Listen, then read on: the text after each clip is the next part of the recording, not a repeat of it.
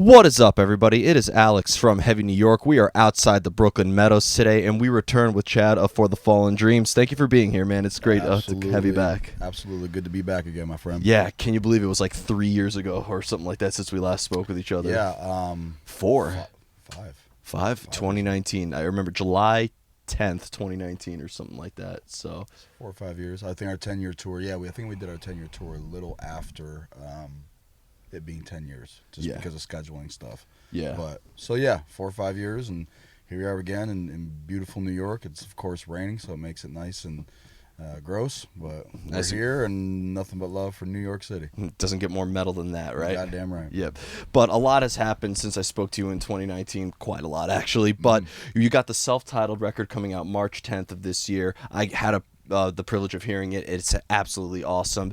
For people who haven't heard the full-length album yet, though, do you feel that the first singles, such as Last One Out or No Heaven or Reanimate, etc., is like a good representation of this whole album, or is that just scratching the surface of what's to come? I think it's a solid representation of the record for sure, just because every single that's come out has been coupled, besides our track Sulfate, has been coupled with a music video.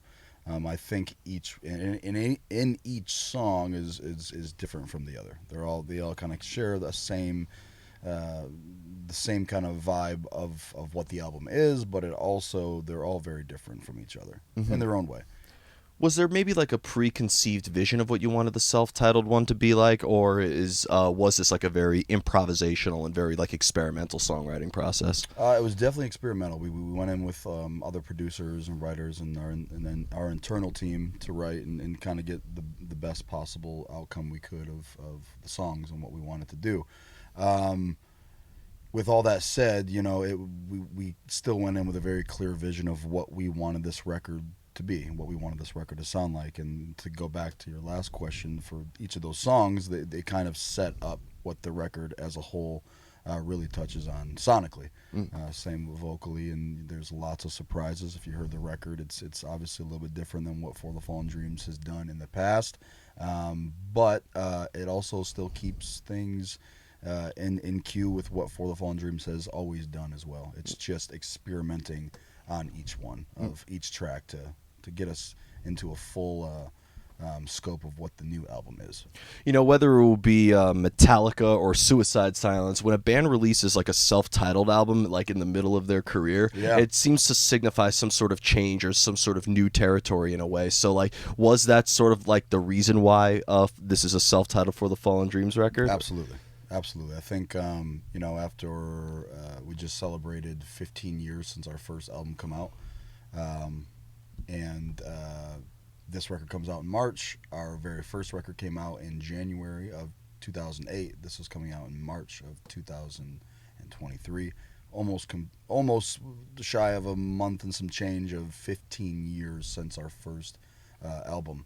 So, yeah, man, it's a crazy thing to think about sometimes, but we're very happy with how everything turned out. Yeah, and 20 years since For the Fallen Dreams really started, right? Exactly, yep. Our guitar player Jim and Andrew Tkachuk, who now plays drums for The Ghost Inside, he's been with them for a while, but they started the band in high school. They started the band in their sophomore year of high school.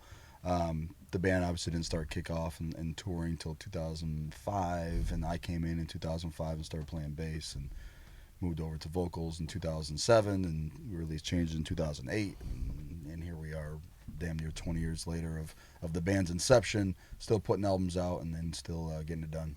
It's funny you mentioned that. I wanted to bring that up because I know that you weren't always just the vocalist in For the Fallen Dreams. I know that you did play bass during the inception of it, and you've expressed different vocal styles throughout it. So would you say that playing, having different roles in For the Fallen Dreams throughout your career, has that maybe allowed you to express different sides of yourself as well? I think, starting out being the bass player for the Fallen Dreams, that was just kind of what got me into this music in general. I mean, I started all my first bands that I was in, I was playing bass. There was never really any intention of being a frontman or being a vocalist. It wasn't something that I was super passionate about when I was, 12, 13 years old. But I moved into that role as time went on.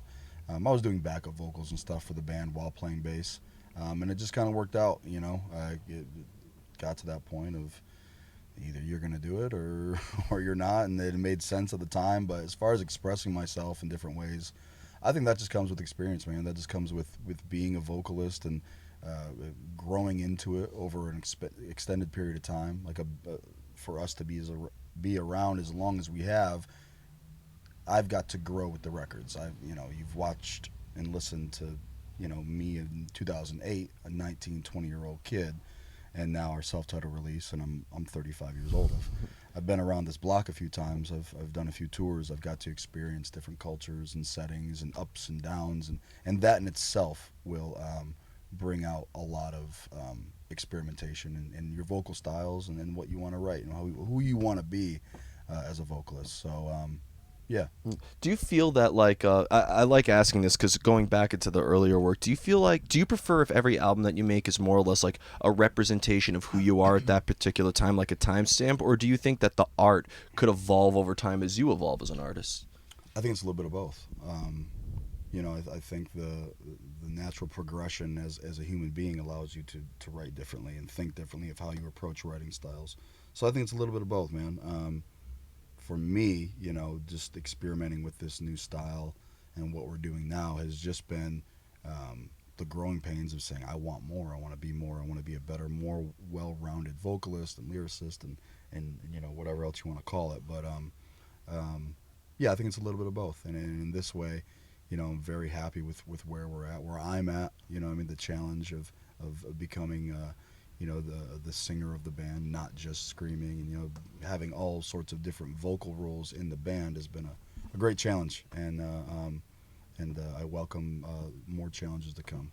Sort of like similar to the last question I asked, but like, do you feel that having different vocal styles expresses different emotions or different energy in a way, or being that it's still coming from your own voice, it is very much expressing the same thing and just kind of like adjusting to what the song needs? Well, I think having different vocal styles, it can absolutely express different feelings, just because you feel things a little bit differently. If you got a lot of soul in something, like singing, like one of the tracks, like "Without You," one of my favorite tracks of the record. It's a very, dramatic, emotional song, and to sing those lyrics and sing and feel that at a different way of just out there belting it, which is still, you're still getting across the same point, same message, but to sing that and to really feel the words and be proud of what I'm doing, and like this is something different, I'm really feeling it, absolutely has a different effect on the music.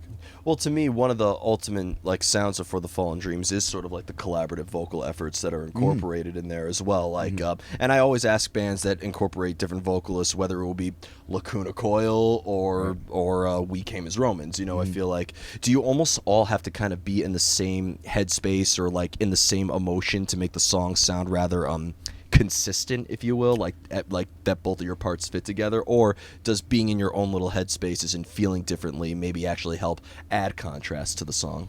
Yeah, we all the guys in the band, they all sing. Mark, our drummer, sings. Damon, our guitar player, sings. Jim, our other guitar player, sings. Kalen doesn't, but he screams. Like, everyone has vocal abilities to go up there and kind of do that. Live, it adds a ton of contrast. Mark is singing, Damon's singing, and Jim's singing, bouncing back and forth. As far as the recording process goes, 90% of the new album is me. It's just different styles, singing styles of me. So that was the biggest, I guess, change in what the band does, is kind of me staying in the driver's seat of handling all vocal duties. And then obviously there's Jim and Mark are still on the record, but it's definitely more of a live thing right now than it is a recording thing. But we're kind of just taking it as it comes. If it whatever fits best for the song and for the record, we just kind of did. In order to like get that creative fire and that energy, do you almost like, is inspiration something that you tend to seek out, or does it just strike when you least expect it?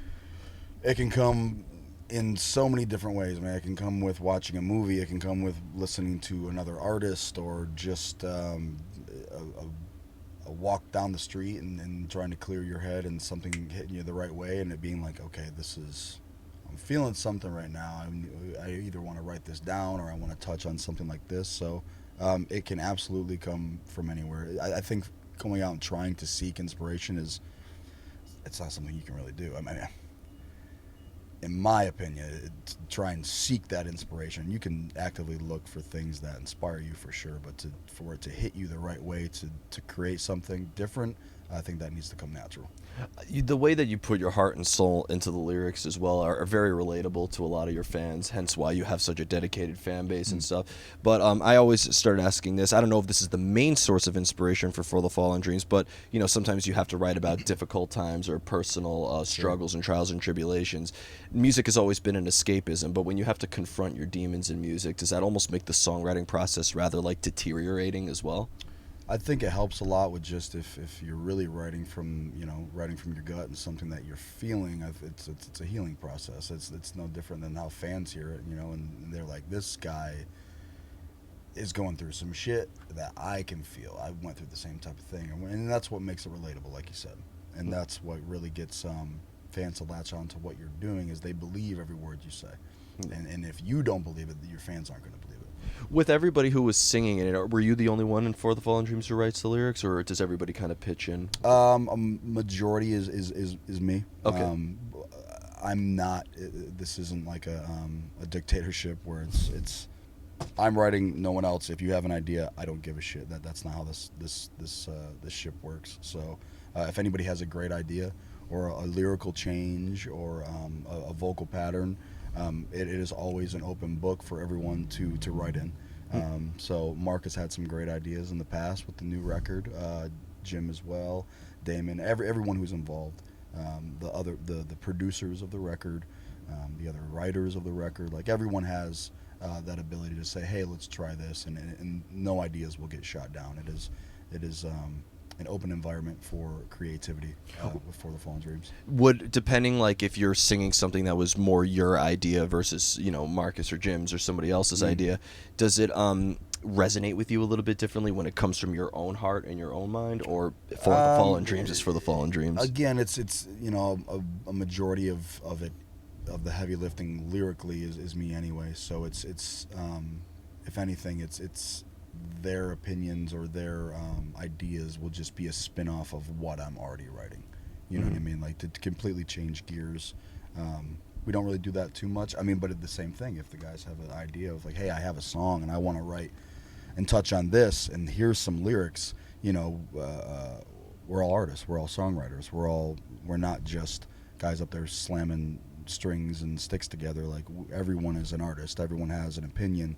So if something's good, it's good. That's all that matters. Yeah. Well, you mentioned like everybody's a songwriter, which I think is awesome how everybody comes together. But I do got to ask this because every time I ask an artist, how the making of something was, I hear a lot of times saying, "Oh, we all collectively came together," but I don't mean to call BS, but like you're in a band, 4 or 5 guys, you're writing 12 to 13 songs. There's got to be some disagreement in a way, but do you think that people's different opinions and people's different ideas actually helps enhance the songwriting in a way and discover new things? Yeah, absolutely. I mean, there's times where it'll get brought up that, hey, let's try this, and everyone's like, no, that sucks. We're not gonna do that. Or, I'm not feeling that. Or it's, hey, that's a great idea, man, killer. Let's try that. There's some songs that don't have more than one writer, or just 2 guys, or it's just me and the producer, or it's just me and Mark, or it's just me and Jim, or it's just this guy and one other person, or it's a collective group. You know what I mean? It's 4 different guys putting in ideas, or it's 1, or it's 2. So, I mean, it kind of just, again, it always fits, whatever fits best with what we're trying to accomplish in a song, the tone we're trying to set, and that can be anything. You know what I mean? And everyone has an open book to try stuff. It doesn't mean that someone's not going to say, no, that's not the one. Of course. When it comes to like playing at live as well, and you're going through different you're bringing different songs from different albums into it for the set list, does it almost kind of like feel like time travel in a way? Does it feel like you're going through multiple spaces and times when you play older stuff and newer stuff? Absolutely. I think setting a tone, and that's one thing that we've accomplished on this run, more than ever, is because we have 7 records out, right? So to go through each one of those and kind of fit what's best tailored for the set, tailored for the tour. You'll have songs that are from 2008. You'll have songs that are from 2023. You'll have songs from 2017. Like it's hitting some of those tracks, you're like, oh shit, man. Like sometimes I go into autopilot and I don't think about where I was at when I wrote this, and other times it'll hit me in a way I'm like, damn, like I was 18 years old when I wrote this, or I remember when I was going through this when I wrote this song. So that's the cool part about having like a very large discography, is that we get to, like you said, time travel through and hear where we were at and how far we've come too. You know, just to, like sonically, it's all different. Every record is different from the one before it. I'd imagine it gets a little bit harder to put a set list together, right, for the tour? It's a little tricky. It's a little tricky, especially if we're not headlining. You know what I mean? We have a set amount of time. You know, we get the offer, and it's like, this is the offer. You guys have 40 minutes or 45 minutes or 30 minutes or whatever it is, and trying to pick out, you know, 60 some odd songs to choose from of what. But again, whatever is best fit for the tour, what is best tailored for the tour. This run, we're playing new stuff. We're playing stuff that fans of Gideon has also been around for a long time. So we're playing stuff from their era and their heyday along with us, so we can complement their sound and complement what we're doing in the set. But yeah, it's a little tricky. Yeah. It's a little tricky, man, with that many songs. And you're always going to have like that one diehard fan who wants like that one deep cut from like the demo that's it's like already, only in Japan. It's already happened. We've already had, oh man, I wish you would have played this track. It's like, brother, we have 70, probably 70 some odd songs to choose from, and I'm sorry, maybe next time. Yeah. You know, headliners give us a little more leeway. You know, we can go up there and play a little bit longer of a set and try and knock out as many favorites as we can. When it comes to playing live, when I spoke to you for the first time, that was my first For the Fallen Dream show. Right. Excellent time. And these are like the last two questions I have. But your stage presence and the way that you were killing it was just absolutely mesmerizing. Appreciate like, it, man. do you is that like something that you rehearse in a way? Because you know everybody has like a little bit of stage fright when they first go on. Sure. Like, is crowd interaction and stage presence almost kind of like something you practice, or you just have to do more and more of it? At this stage of my career, it's absolutely just kind of whatever I'm feeling. You know, I mean, obviously you overthink stuff like that, and earlier on, like, oh, what stage moves do I need to do, and this, that, and the other thing. But for us now, you know, 15 to 20 some years into it, I kind of have my thing and what I do and how I feel the music and how I interact with the crowd and how I get the crowd into it is all very second nature. It's like I said, like, goes back to that autopilot thing. I'm just up there enjoying my time. It's less now about, oh, what are they gonna think, or can I win them over? And now it's just like, I'm gonna go up there and I'm gonna have fun, and y'all are gonna have fun with me, or you're not. But 9 times out of 10, we end up having fun with the crowd. It's very rare where people are like, fuck these guys. doesn't happen all that often. Even if you're not a fan of new or old or whatever it may be, we always make sure to have a good time up there, because that's why we're here, man. If the second this shit stops being fun is the second you gotta go home. Well, you know, the most beautiful thing about the internet is that all the people who would act like you suck, say that you suck, they don't need to come to the show anymore. They just bitch about it online. Or they'll still come to the show and they'll act like they never said it, and they'll have a good time anyway. Yeah. So yeah, but the vocal minority is always the worst, but we still enjoy it. They still come out, and that's a part of doing what we do, man. Is winning some of these fans over. Like, you can say you don't like it, come out and see us. Come out and see For the Fallen Dreams. If you don't like the song, I promise by the end of this set, you'll have a newfound love for what we do. Just because we love what we do, man. We have fun with it. Nothing is forced. Nothing is. We're not trying so hard to be anybody up there but ourselves. So, yeah, for anybody who doesn't care for the new stuff or the old stuff or whatever it is, you'll find something in a For the Fallen Dream set that you enjoy, and you will have fun. 100%. And you know what? I gotta at least thank the haters, because a lot of time they act like dumbasses when they're drinking, and then you know what? They're buying drinks and supporting the club. So you know what? Everybody wins. Yeah, either way, it comes around full circle. And if you don't want to listen to us or buy merchandise, you'll buy something from the venue, and the venue can in turn take care of us. Exactly. So it all helps in the end. Circle of life. But the question I wanted to ask in regards to the live show is there at all maybe a similar energy or similar creative fire that goes into the live presence as you do when you're songwriting, or do you consider them like two completely separate forms of like creativity? Depends on the song. I think there's some songs that are studio songs. There's some songs that don't translate live well. because they're just that. It could be a really slow ballady song that maybe live is a drag, but it might mean a lot when you listen to it. I think that's the way for a lot of bands. And a lot of their songs is, it just depends. Curating a set is rough, trying to put together a mood, but it can go either way. But there is absolutely songs that are more radio, or not radio too, but more listenable songs on record than they are live. But songs live that translate better live than they do on record, and that's the beauty of music. But what's interesting is when you're playing live is that, you're just taking the songs that you recorded and you're replicating it in a live setting. Absolutely. So, like, is there anything remotely creative about playing live? Is such a replicative element to it? No, live is gonna bring those songs to life. You're gonna notice and feel different parts of those songs live than you would. You're like, oh man, this feels exponentially different performing this song live than it does sitting in a booth and tracking it. They're different emotions, different feelings. So it can go either way. Fair enough. So before we go, I want to thank you again for your time and for coming back on the show. And congrats on another epic album. Can't wait for the rest of the world to hear it. Just anything else that you would like to promote for the Fallen Dreams with this tour, after this tour with Gideon? This will be uploaded by midnight, so Rad. If it hasn't been announced, don't say it here. Oh, yeah. The record, the self-titled For the Fallen Dreams record comes out March 10th on Rising Empire Records. We have a bunch of festivals this summer to announce, some more club shows. Some overseas stuff, so if you didn't catch us now, you'll be able to catch us on later on in the year, doing a bunch of other cool stuff with some killer bands. Fuck yeah. Well, thank you so much, everybody. Right on, man. For the Fallen Dreams, self-titled, coming out March 10th via Rising Empire Records. Be sure to pick that up. This is Alex from Heavy New York, and we will see you next time.